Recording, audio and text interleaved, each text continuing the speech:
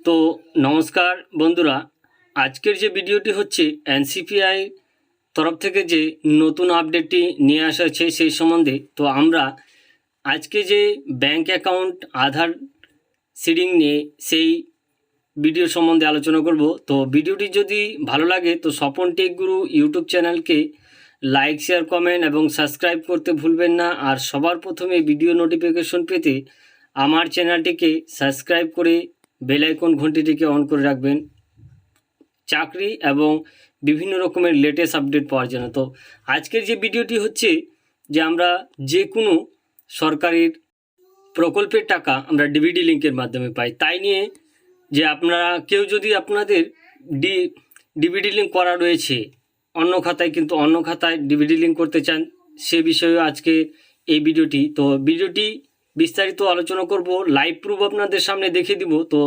এবার আপনাদের কম্পিউটার ডেস্কবোর্ডের মাধ্যমে আপনাদের সামনে লাইভ প্রুফ করে দেখিয়ে দেবো যে কিভাবে আপনাদের লিঙ্কে ডিলিঙ্ক করবেন এবং পুনরায় আপনাদের অ্যাকাউন্ট যে সে লিঙ্ক করবেন। তো এর জন্য প্রথমে আপনাদের যে মোবাইলের বা ডেস্কটপে ক্রোম ব্রাউজারে চলে যাবেন। ক্রোম ব্রাউজারের সার্চ বারে আপনারা গিয়ে এখানে সার্চ করবেন।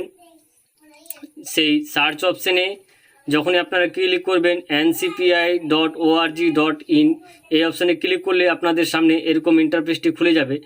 এরকম ইন্টারফেসটি খোলার পরে দেখতে পাচ্ছেন আপনাদের সামনে অনেকগুলো অপশান শো হয়ে যাবে। তার জন্য আপনাদেরকে নিচের দিকে চলে আসতে হবে। তো এখানে তিন চারটে অপশান রয়েছে, সেই লেখা আছে প্রোডাক্ট, তারপরে কনজিউমার। তো এই কনজিউমারের উপরে আপনাদেরকে ক্লিক করতে হবে। ক্লিক করার পরে লেখা আছে অনেকগুলো অপশান থাকবে, তার আপনাদেরকে লাস্টের অপশানে ক্লিক করতে হবে, ভারত অথেন্টিকেশন, ভারত আধার সিডিং অথেন্টিকেশন। এই অপশানে ক্লিক করলেই আপনারা এরকম সামনের দিকে আবার এগিয়ে যাবেন। তো সার্ভারে কিছু প্রবলেম থাকাতে এর জন্য প্রথমে এইভাবে আপনাদের সামনে খুলে যাবে। তো এখানে প্রথমে কাস্টমারের যে আধার নম্বর রয়েছে সেই আধার নম্বর বসিয়ে দেবেন। তারপরে দুটি এখানে অপশান দেখতে পারবেন, সিডিং অর্থাৎ আধার লিঙ্ক, এবং যে আধারের যে লিঙ্ক না করতে চায় অর্থাৎ ডিসলিঙ্ক করতে চায়, তো এখানে ডিসলিঙ্কের উপরে ক্লিক করতে পারবেন।